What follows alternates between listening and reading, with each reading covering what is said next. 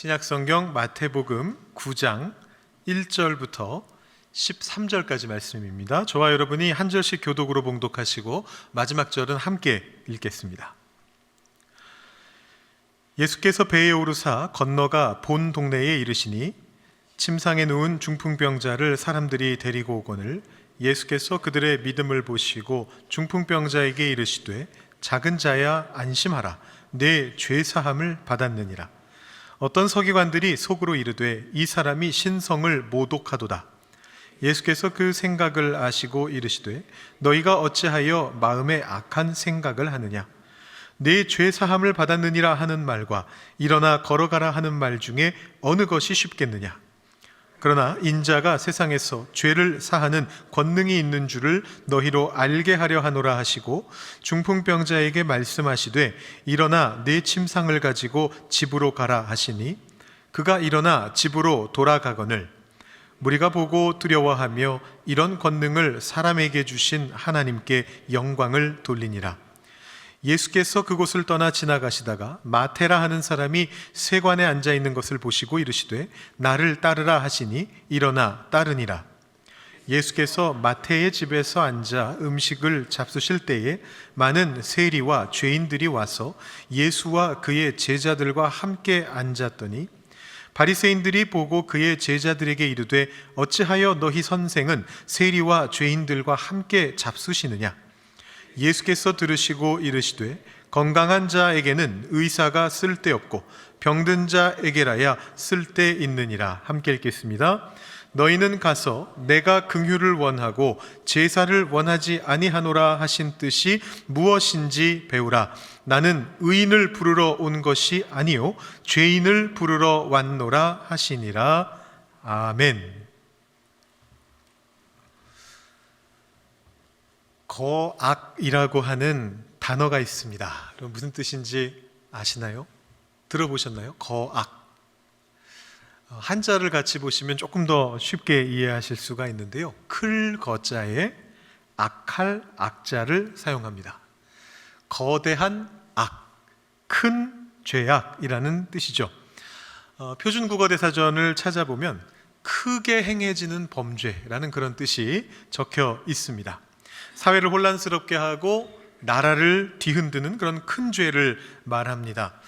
어떤 경우에 그것은 구조적인 문제일 수 있습니다. 약자에 대한 착취를 정당화하고 하나님의 뜻이 이 땅에 펼쳐지는 것을 방해하는 어떤 사회 시스템이라던가 강한 어떤 권력 구조 같은 것들을 말합니다.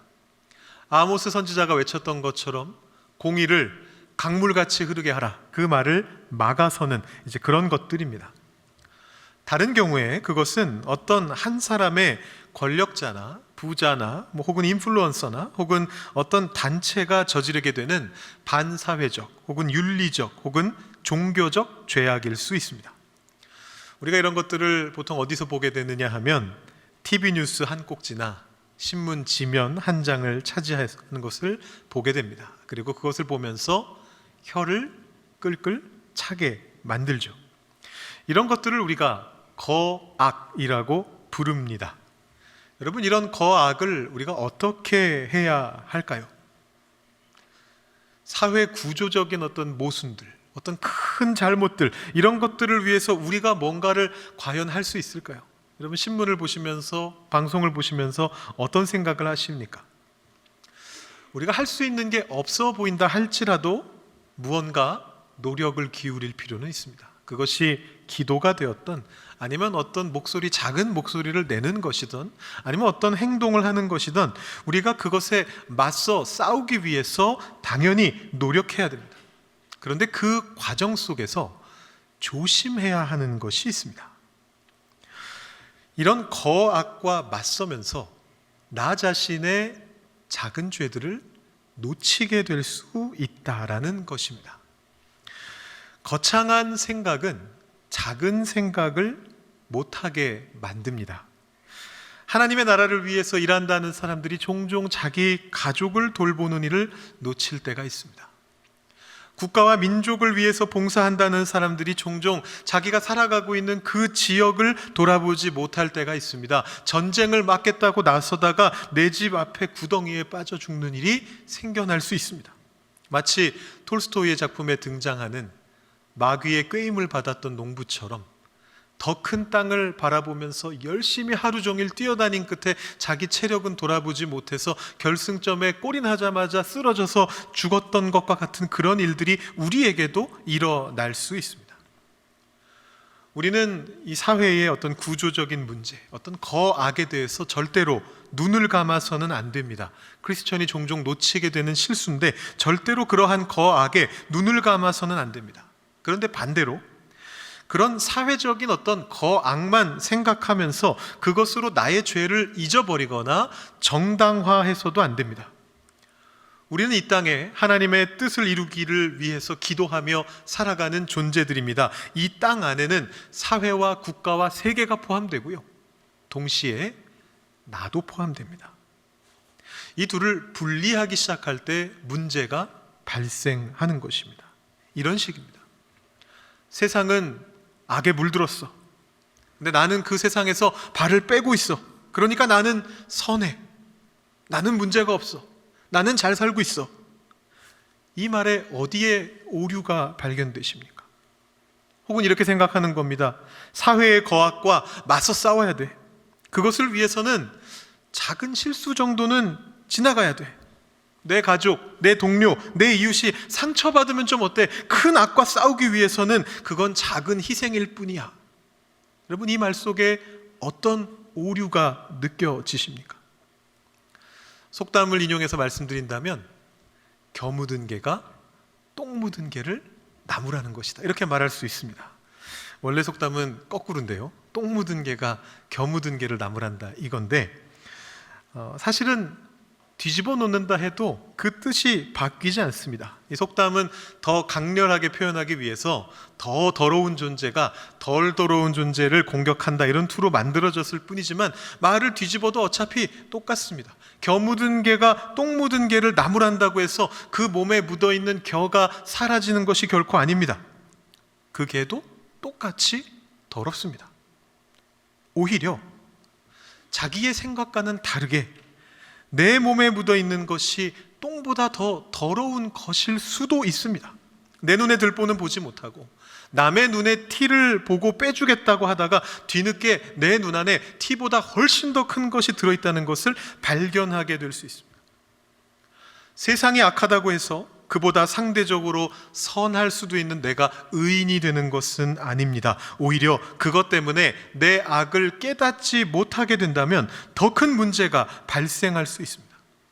우리는 이 두 가지 악을, 거악과 나의 죄악을 모두 중요하게 생각하며 깊이 고민하고 묵상하며 행동해야만 합니다. 오늘 우리는 사순절 첫째 주일을 맞아서 죄에 대해서 이야기해 보려고 합니다. 죄에 대한 이야기는 교회에서 아주 흔하게 하는 이야기입니다. 진부할 수도 있습니다. 신선하지 않습니다. 그러나 꼭 해야만 합니다. 특히 사순절에는, 그 첫 주일에는 우리가 반드시 나누어야만 하는 이야기입니다. 저는 오늘 이 주제를 최대한 진부하지 않게 여러분들께 전달하기 위해서 준비를 했습니다. 그 전에 사순절 우리 시리즈 설교에 대해서 조금 설명할 필요가 있을 것 같습니다. 지난 몇 년간 또 우리 청년들 같은 경우는 거의 10년간, 10년은 조금 과장인가요? 우리 만난 지 얼마 됐죠? 한 7년, 8년 정도 동안 저의 설교를 계속 들어오셨기 때문에 어느 정도 제 설교 방식에 익숙해지셨을 거라고 믿습니다. 제가 주로 시리즈 설교를 많이 하고요, 하나의 주제로 몇 주에 걸쳐서 설교를 하고, 특히 절기 기간에는 예를 들어 대림절 같은 경우에는 주로 전 세계 교회가 사용하는 성서일과 본문을 택하고요, 또 사순절 같은 경우에는 주로 복음서에 나오는 예수님의 공생의 사역을 다룹니다. 작년 사순절에 예수님의 공생의 사역 중에 제가 혹시 어떤 주제를 가지고 여러분들과 말씀 나눴는지 기억하십니까? 너무 오랜 옛날이죠. 예수님의 비유에 대해서 작년에 함께 나눴습니다. 혹시 재작년은 기억나십니까?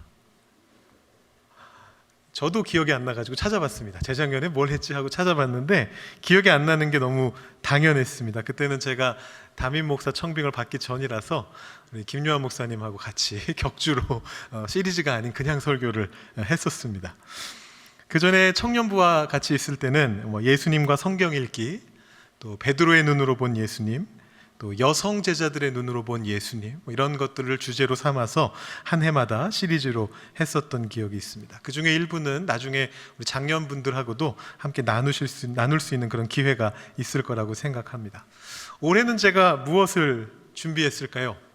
예수님의, 힌트는 여러분 벽면에 붙어 있는 올해 주제입니다. 예수님의 부르심에 대해서 준비를 해봤습니다. 오늘 설교 제목을 보시면 바로 나오기는 하는데요. 마침 김종현 목사님께서도 동의해 주셔서 시리즈 중에 한 주는 우리 김 목사님께서 같은 주제로 설교해 주실 겁니다. 예수님께서 공생의 사역 동안에 많은 부름을 하셨습니다. 12제자를 부르셨고요, 12명 안에 포함은 안 되지만 여러 무명의 제자들을 또한 부르셨습니다. 그 외에도 예수님께서 여러 가지 형태로 부름을 하셨는데 우리가 그것을 이번 사순절 동안 하나씩 찾아보려고 합니다. 오늘 우리가 읽은 본문은 서로 다른 두 본문이 묶여있는 형태인데 하나의 주제로 연결이 됩니다. 죄라고 하는 주제입니다. 우리가 이미 말한 그 죄라고 하는 주제입니다. 첫 번째 사건은 이렇게 전개가 됩니다. 제가 1절과 2절 말씀 한번 읽어드립니다. 예수께서 배에 오르사 건너가 본 동네에 이르시니 침상에 누운 중풍병자를 사람들이 데리고 오거늘 예수께서 그들의 믿음을 보시고 중풍병자에게 이르시되 작은 자여 안심하라 내 죄사함을 받았느니라. 아멘. 예수님께서 데가볼리라고 불리는 갈릴리 동편 지역으로 가셨다가 다시 본 동네 갈릴리 호수를 건너서 서편으로 넘어오셨습니다. 우리가 잘 아는 가버나움, 가나, 나사렛 같은 도시들이 있는 이제 그런 곳입니다. 근데 그때 한 그룹의 사람들이 중풍병자를 데리고 왔습니다. 이 당시는 지금처럼 어떤 의료기구가 잘 발달한 때가 아닙니다. 휠체어 이런 게 존재하지 않습니다. 그렇기 때문에 어떻게 데려왔겠습니까? 당연히 침상에 누운 그 사람을 침상채로 사람들이 들고 예수님 앞으로 왔습니다. 예수님이 그 모습을 보면서 그 믿음을 보시면서 말씀하십니다. 작은 자여 안심하라 내 죄사함을 받았느니라. 좀 특이한 말씀이죠. 병에 걸려서 나온 사람에게 내 죄사함을 받았느니라 말씀하셨습니다. 여러분, 이 죄사함을 받았다라는 선언에 어떤 의미가 있습니까? 여러분, 중풍병자는 죄 지은 사람입니까? 세상의 모든 중풍병자는 다 죄 지은 사람일까요? 이 질문은 병은 죄의 결과인가? 라는 질문으로 연결되죠.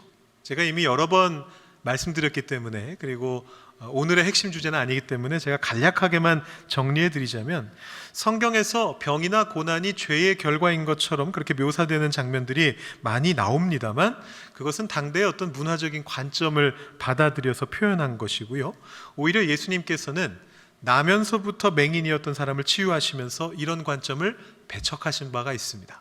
누구의 죄 때문도 아니다, 이렇게 말씀하셨죠. 병은 어떤 특정한 죄의 결과가 아닙니다. 내가 오늘 감기 걸린 것이 어제 거짓말한 결과는 아니라는 얘기입니다. 그러나 우리 인생에 병이나 고난이 찾아오는 것은 넓은 의미에서는 죄의 결과가 맞습니다. 이 땅이 죄악된 땅이라는 의미입니다. 우리가 죽음의 영향 아래에 있다라는 증거입니다. 이 사실을 증명하는 이야기가 예수님의 대화 속에 계속해서 등장하게 됩니다. 3절부터의 말씀 제가 조금 더 읽어드리겠습니다. 어떤 서기관들이 속으로 이르되 이 사람이 신성을 모독하도다. 예수께서 그 생각을 아시고 이르시되 너희가 어찌하여 마음에 악한 생각을 하느냐. 내 죄사함을 받았느니라 하는 말과 일어나 걸어가라 하는 말 중에 어느 것이 쉽겠느냐. 그러나 인자가 세상에서 죄를 사하는 권능이 있는 줄을 너희로 알게 하려 하노라. 데몬스트레이션이죠. 예수님께서는 중풍병자에게 특정 죄를 떠올리라라고 말씀하시지 않습니다.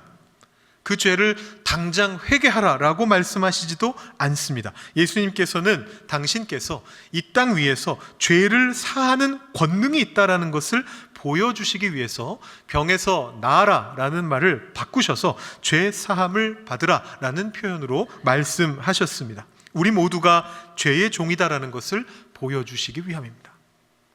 병에 안 걸리는 사람이 세상에 어디 있겠습니까? 고난당하지 않는 사람이 세상에 어디 있겠습니까?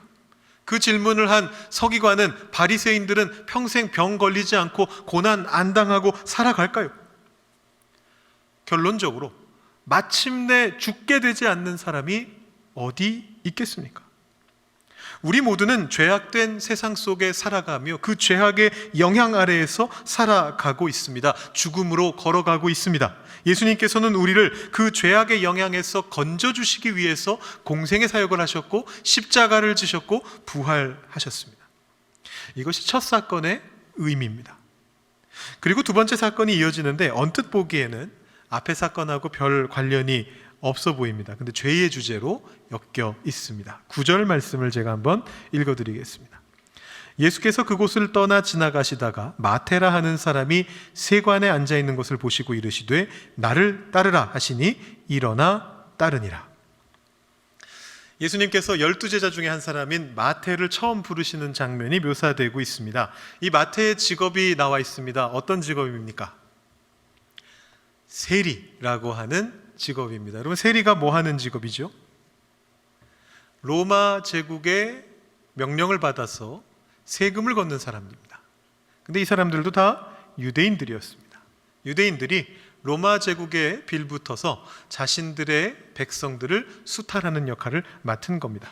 자, 이 세리는 그렇기 때문에 당대의 죄인이었습니다. 두 가지 측면에서 죄인이었습니다.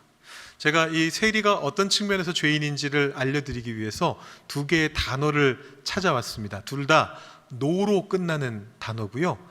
다른 사람한테 함부로 쓰면 안 되는 나쁜 말입니다. 뭘까요? 첫 번째는 매국노입니다. 매국노. 알고 계시는 단어죠? 세리들은 매국노였습니다. 아까 말씀드린 것처럼 로마 제국에 빌붙어서, 식민 통치에 빌붙어서 자신의 백성들을 수탈하던 사람들입니다. 하나 더 있습니다. 또 노로 끝나는 나쁜 말이 하나 더 있습니다. 어떤 측면에서 이 사람들이 죄인일까요? 혹시 감이 오시는 분? 젊은 사람들은 요즘 잘 안 쓰는 표현일 것 같긴 합니다. 수전노입니다. 수전노. 수전노란 말도 아시죠? 예, 세리들은 긍휼을 베풀지 않았다. 가난한 자들에게 긍휼을 베풀지 않고 욕심을 부렸다라는 측면에서 죄인이었습니다. 매국노라는 측면에서는 국가의 죄인인 것이고 수전노라고 하는 측면에서는 종교적인 죄인이었습니다. 그런데 법적인 죄인은 아니었습니다. 아까 말씀드린 것처럼 합법적으로 그들은 그 일을 했습니다. 로마 정부의 허락 아래서 그 일을 했습니다. 자, 예수님께서 마태를 왜 부르셨을까요? 마태와 비슷한 세리 삭개오라고 하는 사람이 있습니다. 삭개오는 예수님께 어필한 부분이 있었습니다. 일부러 옛날 번역으로는 뽕나무, 새 번역으로는 돌무화과 나무 위까지 올라가 가지고 거기에서 예수님을 바라보려고 그렇게 애쓰고 노력하는 모습을 보였습니다. 그런데 마태는 오늘 말씀을 보니까 그냥 앉아 있었다라고 되어 있습니다. 세관에 자기 일하는 데에 그냥 앉아 있었을 뿐입니다. 예수님이 도대체 마태의 무엇을 보고 그를 부르신 겁니까? 재작년에 제가 삭개오에 대해서 설교하면서 본문을 분석해서 삭개오가 나무 위에 올라가 있지 않았을지라도 예수님은 삭개오에게 다가오셨을 것입니다라고 말씀드린 적이 있습니다. 마태에게도 마찬가지였습니다. 예수님께서는 알고 계셨습니다. 이 세리들이 마음속에 얼마나 죄책감을 가지고 있는지를 알고 계셨던 겁니다.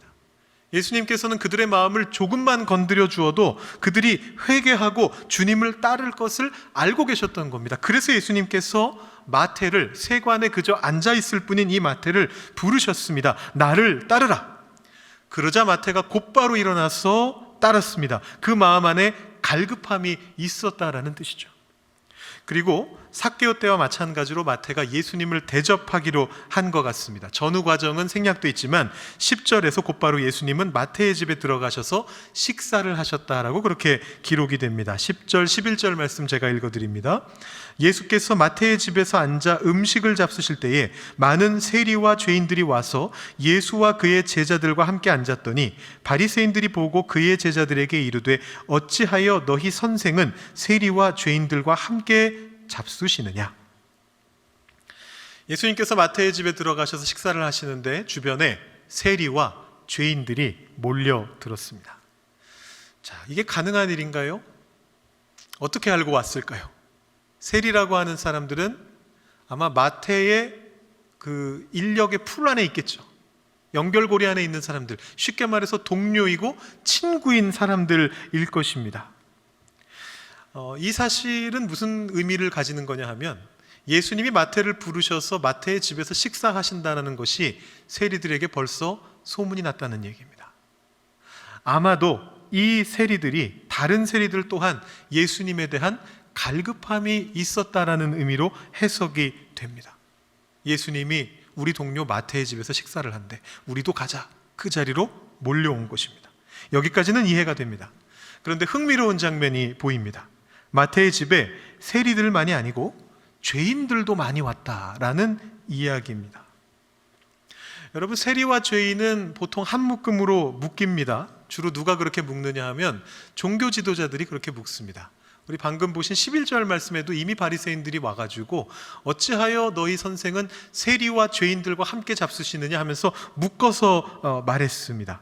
그런데 여러분, 잠깐만 한번 생각해 보십시오. 세리의 입장에 한번 돼 보십시오. 세리와 죄인이 원래부터 한 그룹일까요?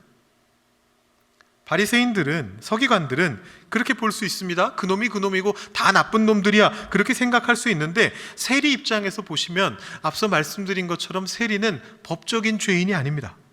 합법적으로 정부의 허락을 받아서 일하던 공무원입니다. 예나 지금이나 공무원들은 죄인들하고 별로 친하지 않습니다. 이 사람들은 다른 사람들의 돈을 수탈해서 그 돈을 착복을 많이 했던 사람들입니다. 그래서 부자가 된 사람들입니다. 현대적으로 따진다면 횡령죄에 해당하는 죄를 저지른 건 맞습니다. 그런데 현대 사회에도 개인이 작은 돈을 횡령하면 감옥에 가지만 기업의 대표라던가 나라의 대표라던가 이런 거대한 권력을 가진 사람이 큰 금액을 횡령할 경우에 감옥에 잘 안 갑니다. 이 사람들도 부자였거든요. 권력자였거든요. 이 사람들이 죄인들과는 아주 거리가 있는 존재였다는 말입니다. 그런데 예수님께서 마태를 부르시고 마태의 청함을 아마 받으셨겠죠. 그래서 청함을 받아 그 집에 가서 음식이 준비될 동안 기다리셨다가 식사를 시작하실 때까지 그 짧은 시간 안에 그 집에 이미 많은 세리와 죄인들이 있었다라는 것입니다. 이 말의 뜻은 삭개오가 입으로 예수님께 약속했던 그 일을 마태는 이미 시행했다라는 뜻입니다.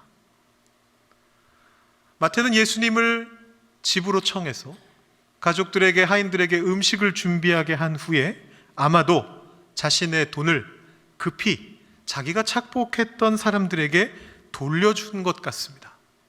그러자 무슨 일이 생긴 건가, 이 사람이 죽을 때가 됐나, 갑자기 왜 이 돈을 돌려주나 궁금했던 수많은 죄인들이 그 집으로 몰려들었습니다. 그리고 예수님을 보게 되는 것입니다. 구원이 그 자리에 일어나게 된 것입니다. 그 이후에 어떤 일들이 벌어집니까? 종교 지도자들이 태클을 겁니다.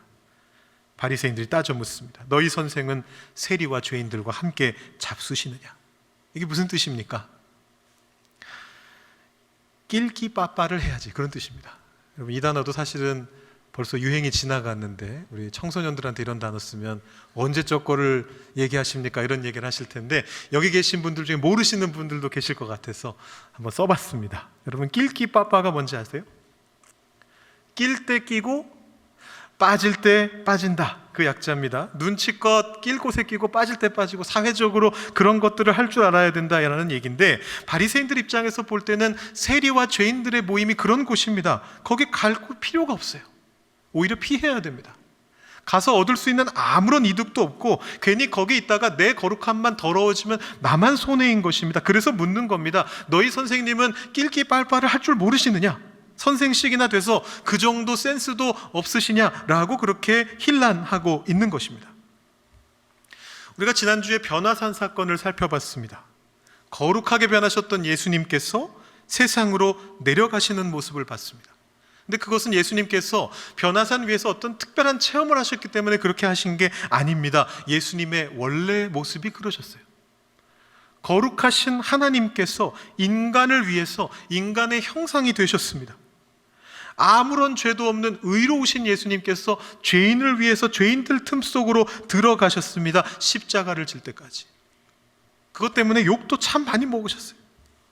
이유는 죄인들 그룹에 발 걸치고 있다라는 그 이유 때문입니다.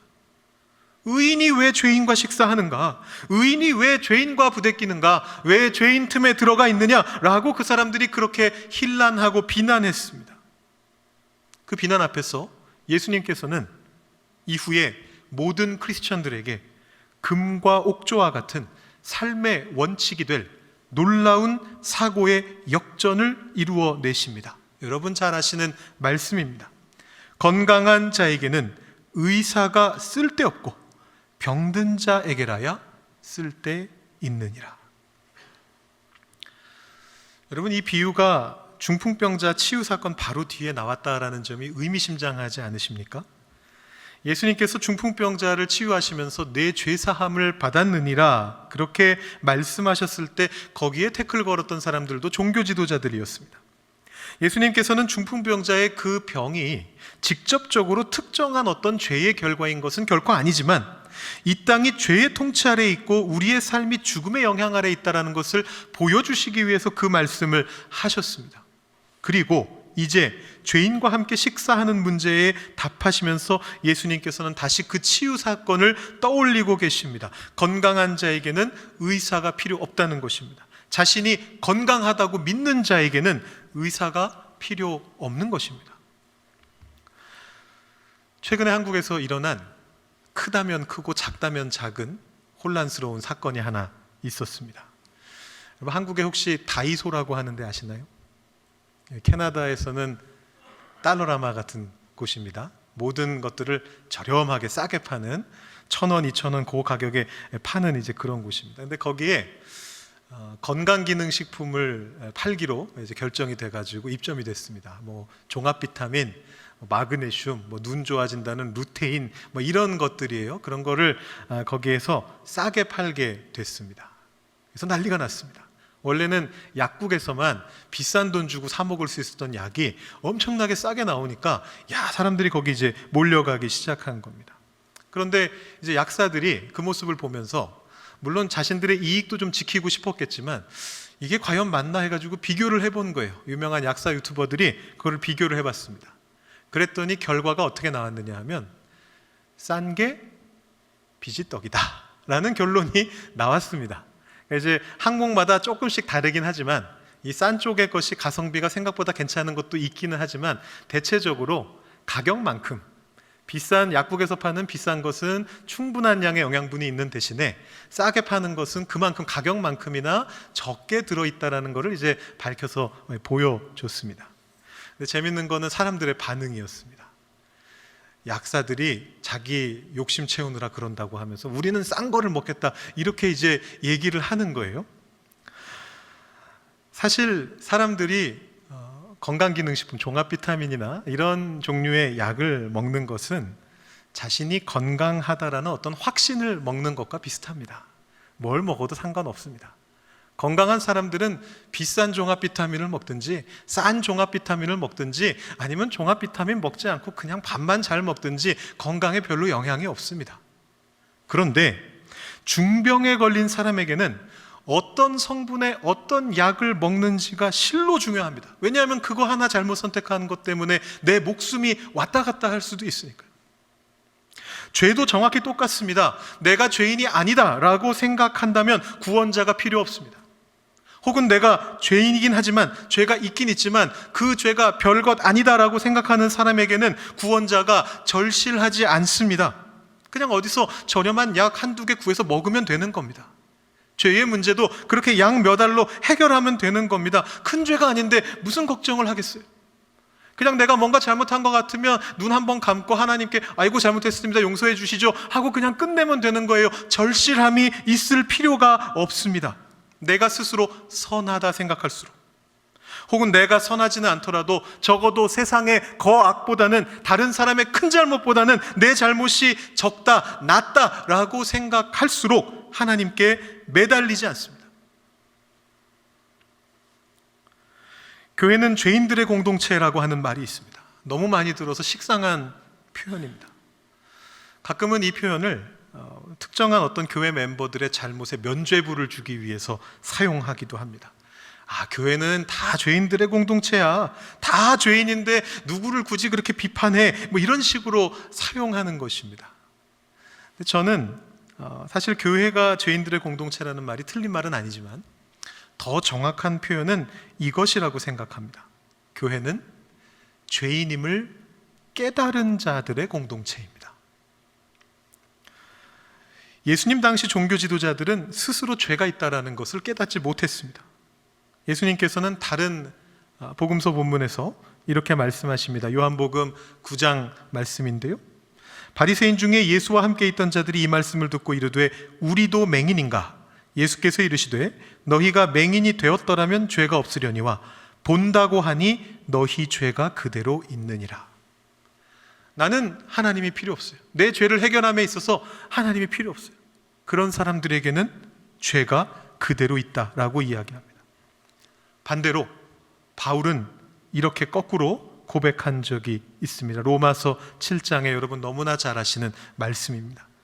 내 속사람으로는 하나님의 법을 즐거워하되 내 지체 속에서 한 다른 법이 내 마음의 법과 싸워 내 지체 속에 있는 죄의 법으로 나를 사로잡는 것을 보는도다. 오호라, 나는 곤고한 사람이로다. 이 사망의 몸에서 누가 나를 건져내랴. 바울은 신구약을 통틀어서 가장 깊은 사유를 했던 사람 중 하나입니다. 세상에서는 사실상 기독교라고 하는 종교를 만든 사람으로 평가받고요, 기독교인들이나 특히 목회자들 가운데서는 인생의 사표와 같은 그런 역할을 하는 존재입니다. 그런데 그런 그조차도 이렇게 절실함을 가지고 고백하지 않을 수 없을 만큼 우리의 죄가 막강한 것입니다. 교회가 죄인들의 공동체다라는 말은 잘못에 면죄부를 주기 위해서 쓰이는 것이 아니라 그만큼 회개와 절실함과 아픔을 가지고 하나님 앞에 나아가야 함을 강조하기 위해서 쓰여져야 하는 것입니다. 절박함 없이 우리 다 죄인이니까 가끔 죄 저지르는 거 당연하지, 이렇게 말해서는 안 된다는 것입니다. 우리는 이 사순절 기간에 우리의 죄를 절실하게, 절박하게 회개하며 우리를 구원하신 그 하나님의 크신 뜻을 향해서 나아가야만 됩니다. 우리 안에 그 절박함이 있어야 됩니다. 회개로부터 시작하는 것입니다. 그런데 그 방향은 예수님께서 13절에서 이렇게 제시하고 계십니다. 너희는 가서 내가 긍휼을 원하고 제사를 원하지 아니하노라 하신 뜻이 무엇인지 배우라. 나는 의인을 부르러 온 것이 아니요 죄인을 부르러 왔노라. 이 말씀은 호세아서 6장 6절의 인용인데요, 호세아 시대에도 바리새인들과 마찬가지의 일들이 벌어지고 있었습니다.